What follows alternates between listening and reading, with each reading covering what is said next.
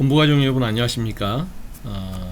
BBC 성경연구반 구속의 청사진 성소 시리즈 오늘은 12번째 시간입니다.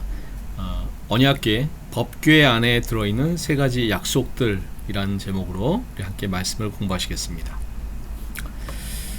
지난 시간에는 지성소 안에 있는 언약궤의 덮개인 속죄소와 그 위의 그룹들, 그리고 그룹들 사이에서 빛나는 하나님의 임재를 상징하는 슈키나에 대해서 살펴보았습니다.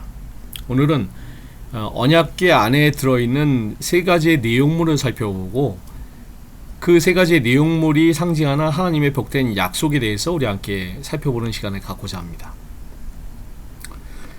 시록기 25장 10절로 11절 말씀입니다. 그들은 조각목으로 궤를 짓되 장이 2규빗 반, 광이 1규빗 반, 고가 1규빗 반이 되게 하고 너는 정금으로 그것을 싸되 그 안팎을 싸고 윗가로 돌아가며 금태를 두르고, 이렇게 법궤의 제작에 대한 명령이 나와 있고요. 히브리 9장 4절에는 그 법궤 안에 무엇이 들어있는지 내용물에 대한 언급이 나와 있습니다. 금 향로와 사면을 금으로 싼 언약궤가 있고 그 안에 만나를 담은 금 항아리와 아론의 쌍난 지팡이와 언약의 비석들이 있고, 이렇게 되어 있습니다. 자, 이 말씀이 알려주는 것처럼 언약궤 안에는 세 가지의 내용물이 들어 있습니다. 그것들은 각각 십계명이 기록된 돌비와 만나를 담은 금 항아리와 아론의 쌍난 지팡이였습니다. 이것들이 각각 어떤 하나님의 약속을 나타내고 있는지를 우리 함께 살펴보도록 하겠습니다. 첫 번째는 생명의 법이 되는 돌비입니다. 이 언약궤 안에 있는 세 가지 언약의 증거물들은 하나님의 보좌를 대표하고 하나님의 구원의 계획을 가장 상징적인 방법으로 계시한 것들입니다. 그러므로 이것들은 구속과 새 언약을 통해서 궁극적으로 우리의 마음의 성소 안에 과거에 실제로 모세의 성소의 그 지성소의 법궤 안에 들었던 이 세 가지의 내용물들이 오늘날 우리 마음의 성소에 이 세 가지가 동일하게 간직이 돼야 되는 것입니다. 그러기 위해서는 그것들이 어떤 상징, 어떤 의미를 가지고 있는지 우리가 잘 살펴봐야 되겠죠. 첫 번째는 돌비입니다. 새 언약은 율법이 우리의 품성이 되게 합니다. 회심을 경험하게 되면은 지체 속에 있는 죄의 법에서 벗어나게 되는 것입니다.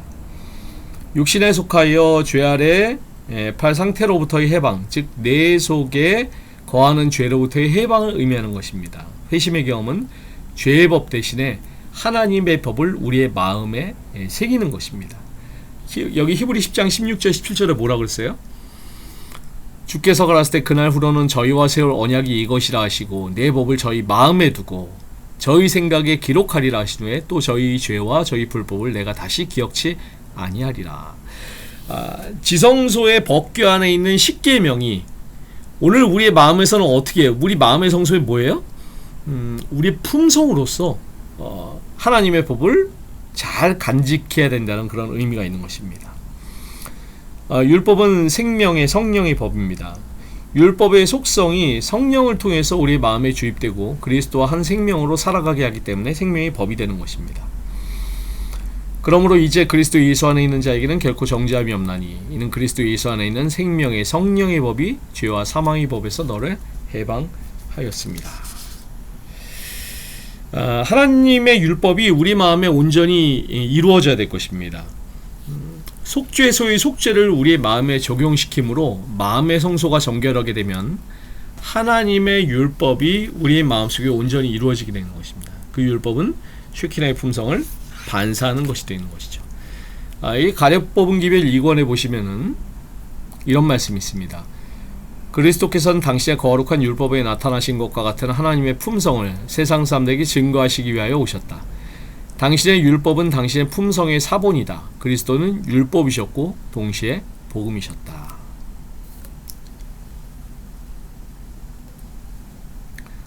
하나님의 율법은 영원히 보존될 것입니다. 아카시아를 금으로 입힘으로 연약한 인성을 신의 성품으로 감싼 것을 상징적으로 보여준 이 법궤 안에 율법이 놓인 것은 구속받은 하나님의 백성들의 마음속에 율법이 영원히 보존될 것을 예시하는 그런 것입니다.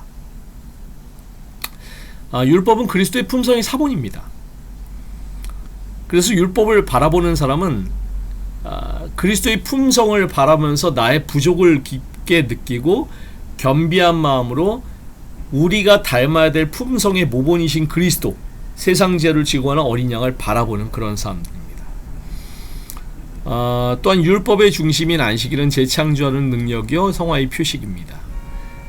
여기 보시면은 증언보관 상권에 있는 말씀인데요. 특별히 표시된 노란색 표시된 걸 한번 보시기 바랍니다. 그것은 그분의 품성의 사본인 율법의 원칙들을 순종함으로 얻어진다. 그리고 안식일은 그 순종의 표이다. 충심으로 넷째 계명을 지키는 자는 전 율법을 순종할 것이다. 그는 순종으로 거룩하게 된다. 그래서 오늘 우리 마음의 성소에 간직해야 될 이 세 가지 내용물 중에 첫 번째는 생명의 법이 되는 돌비, 십계명입니다. 그래서 그 율법이 하나님의 품성으로 변화된 품성으로 우리가 우리의 마음에 간직해야 될 것을 성경 우리에게 말씀하고 있습니다. 자, 두 번째 만나입니다. 만나에 대한 이야기는 우리가 잘 알기 때문에 생략을 하고요. 왜 언약궤 안에 하나님께서는 이 만나를 담은 금 항아리를 보관하도록 그렇게 하셨을까요? 자, 만나를 잘 알죠? 만나의 뜻은 이것이 무엇이냐?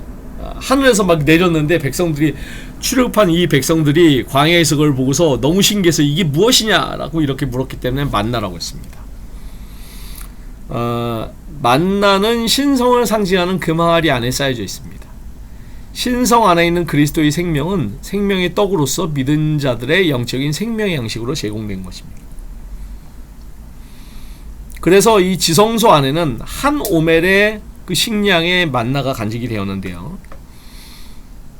여기 출애굽기 16장 33절에 보시면은 이제 그 하나님께서 명령을 주시죠. 만나의 가장 중요한 의미가 무엇일까요? 광야에서 이스라엘 백성들의 필요를 채워주시고 돌봐주신 하나님께서 오늘 우리에게도 매일의 필요를 충족시켜 주시고 채워주신다는 의미가 있습니다. 그런데 우리가 이걸 깨달아야 되는데, 만나도 어떻게 했어요? 다음날 것까지 거두면은 다 썩어버려요. 그 날이 지나면 썩어버렸잖아요. 그날 필요한 만나를 그날 제공해 주셨습니다.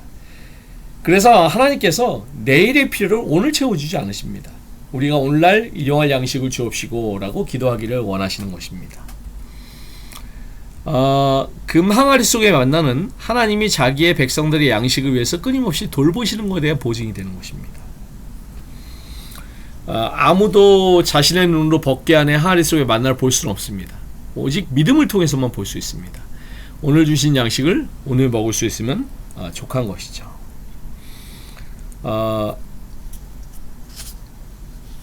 개들은 탐욕이 심하여 족한 줄 알지 못하는 자요, 그들은 몰각한 목자들이라, 이렇게 성경은 말씀하고 있습니다. 우리가 먹을 것과 입을 것이 있은즉 족한 줄로 알 것이라. 돈을 사랑치 말고 있는 바 족한 줄로 알라. 그가 친히 말씀하시길 내가 과연 너희를 버리지 아니하고 과연 너희를 떠나지 아니하리라. 성경은 이렇게 하나님의 풍성한 돌보심에 대한 약속 가르쳐 있습니다. 그리고 지금도 그 감추인 만나는 약속되어 있습니다. 이기는 그에게는 내가 감추었던 만나를 주리라. 성경은 말씀하고 있습니다. 출애굽기 16장 31절에 보시면 만나는 꿀 섞은 과자 같았다라고 말씀하고 있죠. 말씀 속에는 영혼의 굶주림을 만족시킬 수 있는 풍성한 맛과 양분이 들어있습니다. 하나님은 우리가 말씀을 맛있게 요리할 줄 아는 백성이 되기를 원하시는 것입니다. 이렇게 성경의 여러 말씀 가운데는 이 만나에 대한 아주 꿀과 같은 그런 말씀을 갖다 가리키는 많은 말씀들이 있죠. 또한 만나를 통해서 율법을 준행하나 아니하나 하나님께서는 시험하셨습니다. 시내산에서 이미 율법을 주시기 전에도 만나를 통해서 하나님의 율법에 순종하는 것을 배우기를 원하셨습니다. 특별히 뭐를 통해서요? 넷째 계명인 안식일을 통해서요. 안식일과 관련된 세 가지의 이적이 있었습니다. 만나에는요. 첫째는 금요일에는 2배가 내렸습니다. 둘째는 안식일에는 내리지 않았습니다. 셋째는 금요일에 2배가 내렸던 만나가 하룻밤이 지나도 썩지가 않았습니다. 만나는 이스라엘 백성들에게 안식일을 거룩히 지키라고 매주 소리쳤습니다. 이스라엘 백성들이 안식일에 쉼을 얻을지라도 하나님은 그들을 먹여 살릴 수 있는 보증이 된다는 사실을 증명했습니다. 안식일에는 하나님의 특별하신 은혜와 능력이 만나의 수반이 되었습니다. 이 원리는 안식년을 예비하는 제6년의 2배를 주셨고 희년에는 3년 먹을 양식을 주신 것에도 나타나 있습니다. 그래서 우리가 믿음으로 하나님께 순종함에 따르면 하나님께서 우리에게 충분하게 공급해 주신다는 사실을 우리가 깨달을 수가 있습니다. 또한 만나는 풍성하게 보급되었습니다. 비같이 내려 먹이시며 라고 이렇게 말씀하죠. 하나님의 뜻대로 사는 사람은 버리지 않으십니다. 만나는 하나님의 말씀을 믿고 순종하는 사람을 그분께서 인도하신다는 사실을 교훈하고 있는 것입니다. 이 시대의 소망에 보시면은 광야에서 생활을 유지할 모든 수단이 떨어졌을 때에 하나님께서는 당신의 백성을 위해 하늘에서 만나를 충분히 끊임없이 공급해 주셨다. 이게 의미가 뭐예요? 이러한 공급은 그들이 하나님을 신뢰하고 하나님의 법도대로 사는 동안에는 하나님께서 그들을 버리지 않으신다는 것을 가르치시기 위함이었다 라고 이렇게 말씀하고 있습니다.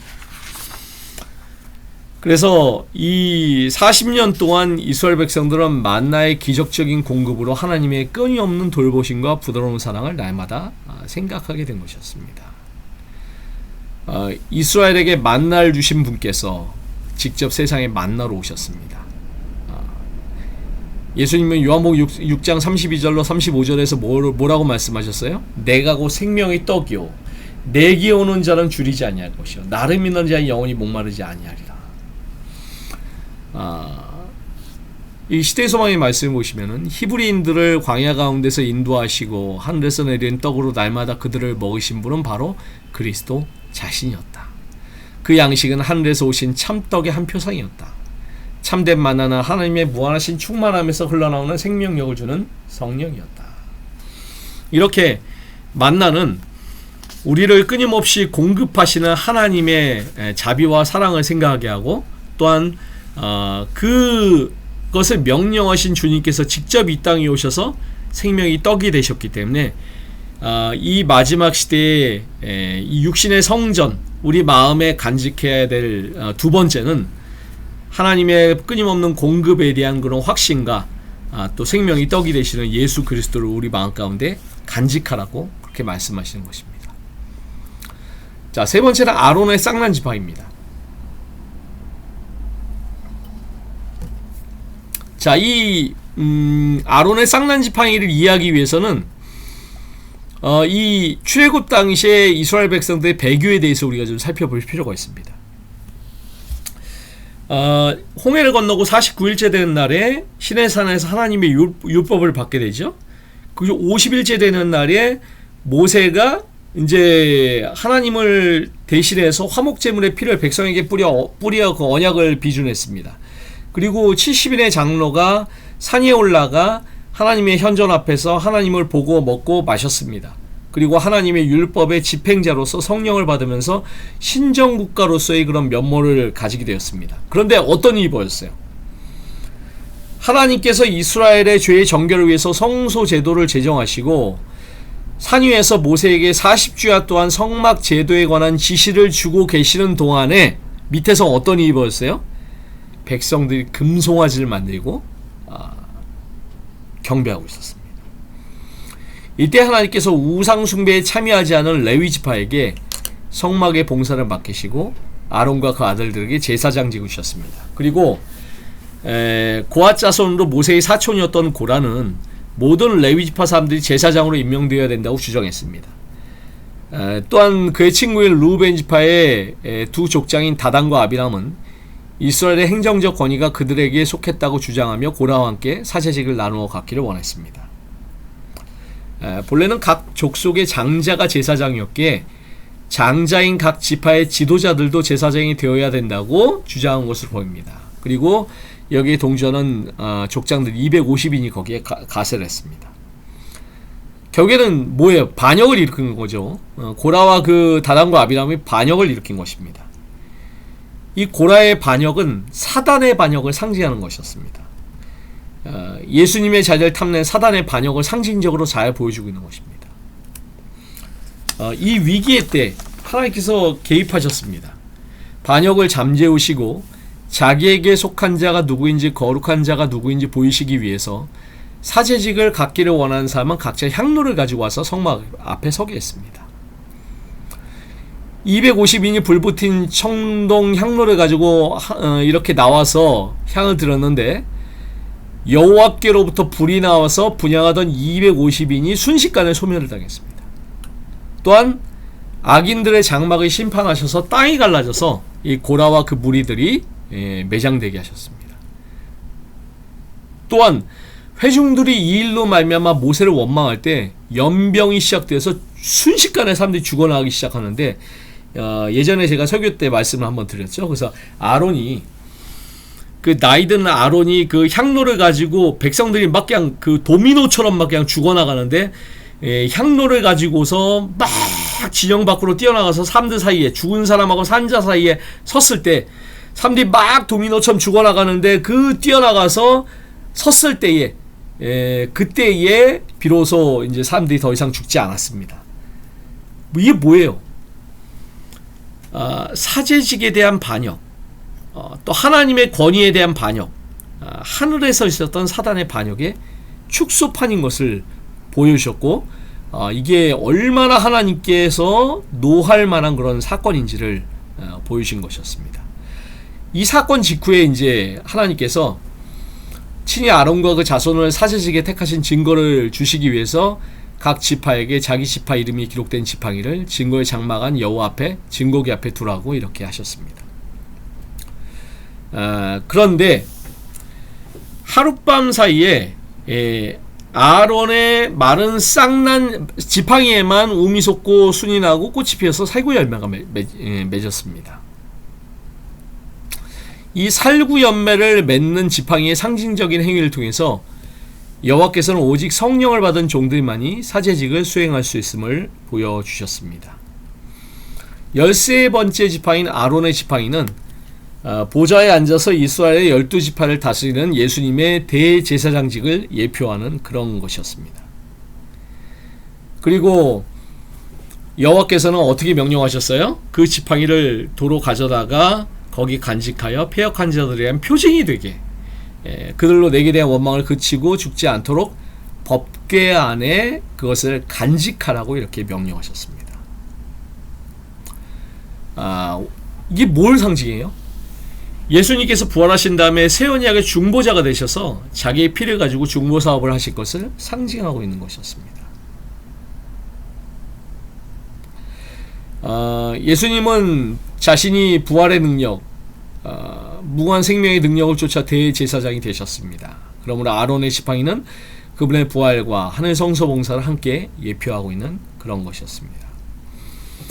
원래 모세의 지팡이는 양떼를 치는 비천한 목자의 지팡이입니다.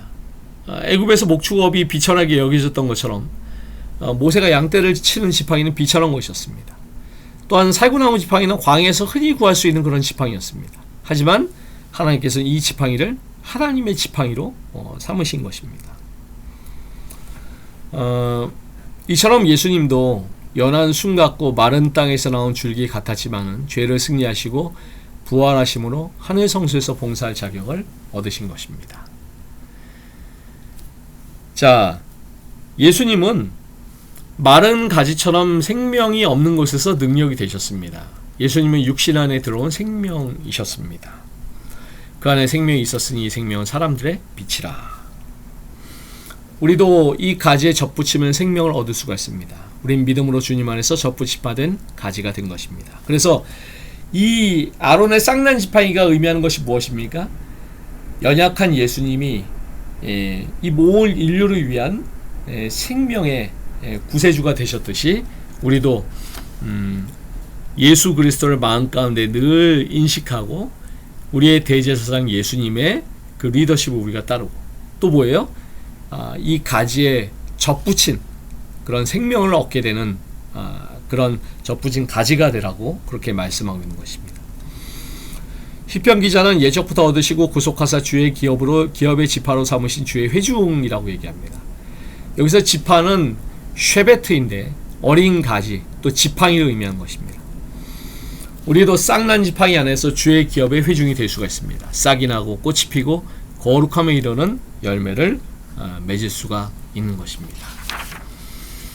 이 아론의 열매 맺는 지팡이는 우리의 대제사장이신 예수님만이 우리에게 생명을 주실 수 있는 봉사를 하실 수 있다는 그런 상징이 되는 것입니다. 또한 하룻밤 사이에 우미 돋고 순이 나고 꽃이 피어 살구 열매가 열리게 된 것은 하나님의 미리 아신 자들로 더불어 또한 그 아들의 형상을 본받게 하기 위해서 의롭다 하시고 의롭다 하신 그들 또한 영화롭게 하시는 능력을 상징하는 것입니다. 아론의 쌍난 지팡이는 또한 사단의 왕국을 붕괴시키는 능력이 있습니다. 이 지팡이는 원래 모세가 애굽에 화수를 치던 지팡이입니다. 애굽 전역의 물을 피로 만들던 권세의 지팡이였습니다. 원수를 바다에 수상시켰던 지팡이였습니다. 술사들의 뱀을 삼켰던 그 지팡이였습니다.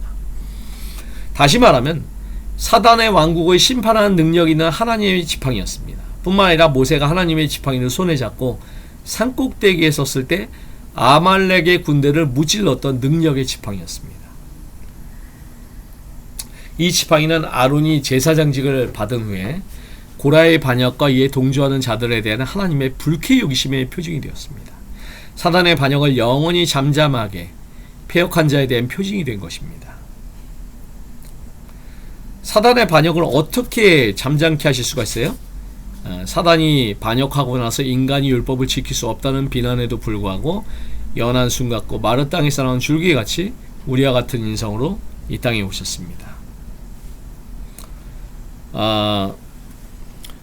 그분은 이세의 줄기에서 돋아난 한 싹으로 자라나서 흠없는 생애를 사시고 죄를 완전히 승리하심으로 죽은 자 가운데서 다시 살아 잠자는 자들의 첫 열매가 되셨습니다.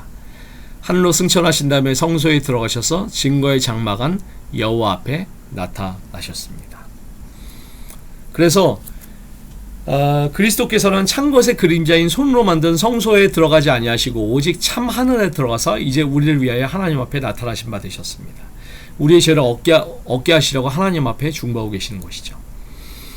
그의 중보로 말미암아 여러 형제가 어린 양의 피와 자기의 증거하는 말을 인하여 저를 이길 때 사단과 그의 동조자들은 하나님에 대하여 원망하는 말을 그치게 된 것입니다. 이처럼 고라의 반역을 잠잠케 한 아론의 쌍난 지팡이의 표징은 선악간의 대쟁투의 상징물이라는 의미심장한 진리를 확고히 간직하는 것입니다. 또한 이것은 성령으로 거듭난 사람들의 상징이기도 한 것입니다. 아론은 하나님의 대언자인 모세의 대언자, 성령의 기름 부음으로 자격을 받은 사람들의 모형이 되는 것입니다. 예수의 증거는 대언의 영이다. 즉 예수의 증거를 가진 자들은 예언하는 자들이라는 의미입니다. 열매 있는 지팡이의 상징적인 행위를 통해서 오직 성령께서 자격을 부여하신 자들이 진정한 하나님의 종이라는 사실을 지적해주고 있는 것이죠. 하나님의 종들은 지속적으로 자라나야 됩니다. 아론의 지팡이에 만개한 꽃과 살구나무가 상징하는 것처럼 주님을 온전히 닮은 품성을 가지고 있어야 하는 것입니다. 이들은 그리스도께서 이긴 것처럼 이겨야 되는 것입니다. 이기는 자들은 예수께서 왕과 제사장으로서 봉사하신 것처럼 하늘에서 나라와 제사장으로 삼으시는 자들의 대열에 들어가게 될 것입니다.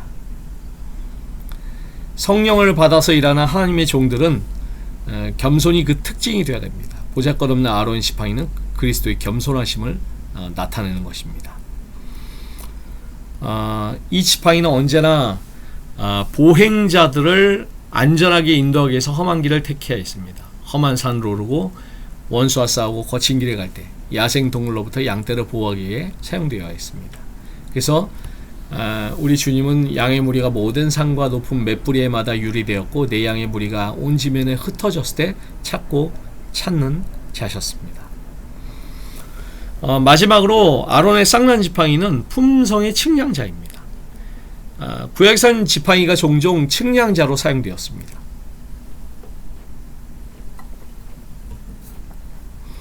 에스겔은 녹같이 빛난 사람 하나가 손에 삼출과 청량하는 장대를 가지고 성전을 청량하기 위해 성전문에 선 것을 보았습니다.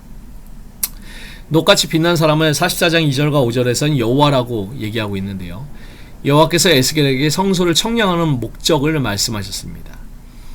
인자야 너는 이 전을 이스라엘 족속에게 보여서 그들로 자기 죄악을 부끄러워하고 그 형상을 측량하게 하라. 자, 여기에 나오는 장대가 히브리어로 카네, 갈대, 측량을 위한 장대입니다. 성소를 측량하는 갈대는 요한계시록에다 나옵니다. 힘센 다른 천사로 나타난 그리스도께서 요한에게 지팡이 같은 갈대를 주며 말하기를 일어나서 하나님의 성전과 제단 그 안에서 경배하는 자들을 청량하라 라고 명령하셨습니다. 여기에 사용된 지팡이 같은 갈대도 성소를 측량하는 자임을 분명히 알 수가 있습니다. 자, 그런데 측량 대상은 성전이 아니라 경배하는 사람들입니다. 성소와 연계해서 사람을 측량하는 궁극적인 목적이 뭘까요? 그것은 성소 제도를 통해서 어떻게 구원이 이루어진지를 배우고 죄악을 부끄러워하며 회개하기 위해서입니다. 우리는 주님의 생애와 품성의 자로 청량함을 받아야 됩니다. 그분의 피의 중보는 우리를 구원에 이르게 하기에 넉넉하도록 모든 생명의 능력을 제공하는 것입니다. 아론의 지팡이가 우미 돋고 순이 나며 꽃이 피어 살구 열매가 열렸던 것처럼 우리도 그분 안에서 성장하고 자라나 그리스도의 장성한 분량이 충만한 데까지 이르러야 하는 것입니다. 자, 오늘 이것으로서 이 언약궤 법궤 안에 있는 세 가지의 약속들에 대해서 우리가 살펴보았습니다. 생명의 법이 되는 돌비가 있고요. 또 그 금항아리 안에 있는 만나가 있고요. 또 아론의 쌍난 지팡이가 있었죠. 이 세 가지 내용물이 상징하는 바를 잘 기억하시고 오늘 이 마지막 시대 하나님의 백성의 이 마음의 성전에 이 세 가지의 상징을 잘 간직하고 살아가시는 우리 모든 본부 가족들 되시기를 간절히 바라겠습니다. 이렇게 기도하시겠습니다. 감사하신 아버지 하나님, 오늘도 BBC 성경 연구반을 통해서 언약궤 안에 들어있는 세 가지 하나님의 약속들에 대해서 저희가 살펴보았습니다. 이 세 가지의 약속들이 이 마지막 시대에 하나님의 백성들의 마음의 성전에도 동일하게 잘 간직이 되기를 이 시간에 간절히 기도합니다. 하나님의 계명이 간직되었던 것처럼 저희 마음의 성소에 하나님의 영원한 율법 또 그리스도의 품성을 닮아가는 저희들이 될 수 있도록 아버지 함께하여 주시옵소서. 금항아리의 만나가 보관된 것처럼 생명의 떡이신 예수 그리스도와 하나님의 말씀이 또한 저희의 마음의 성소에 간직될 수 있도록 도와주시옵소서. 아론의 쌍난 지팡이가 간직되었던 것처럼 오직 예수 그리스도를 바라보며 겸손하게 그 주님을 따라가는 믿음이 저희 마음 가운데 간직될 수 있도록 함께하여 주시옵소서. 저희 마음의 성소에 이 세 가지의 아름다운 상징들이 잘 간직되어서 저희도 그리스도를 닮아가며 또한 우리의 대제사장 되시는 예수 그리스도를 바라보고 우리가 함께 그 지성소로 들어가는 경험을 하는 저희들 모두가 될 수 있도록 인도하여 주시옵시기를 예수 그리스도의 이름으로 간절히 기도드리옵나이다. 아멘. 네, 감사합니다. 오늘도 주님 안에서 복된 하루 되시길 바라겠습니다. 감사합니다.